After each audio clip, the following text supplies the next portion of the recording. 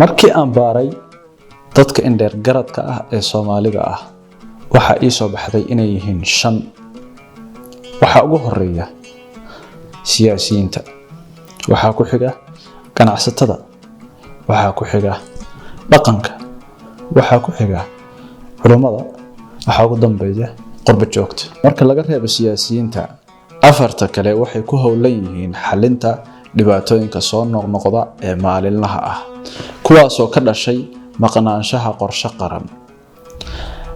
waxa Soomaaliya haysta 8 dhibaato. dhibaatada koowaad waxa weeye xasilooni la'aan oo ka dhalatay tabardarrida nidaamka dawliga ah. nidaamka dawliga oo tabardarnaadana waxa dhalay nidaamka ku dhisan qabiilka. nidaamka qabiilka ahna waxa dhalay faqriga iyo saboolnimada bulshada haysata oo kalifaya in siyaasadda ay ku soo baxaan dadka dhaqaalaha haysta. dhaqaale burburka ku dhacay dalka ayaana sababay nidaamka qabiilka ah in uu xoogaysto.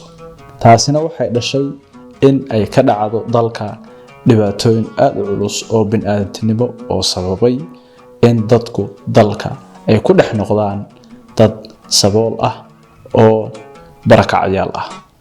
sababta kaliftay dadku in ay sabool noqdaan oo dalkooda ay barakacayaal ku dhex noqdaanna waxay tahay maqnaanshaha adeega asaasiga ah ee nolosha.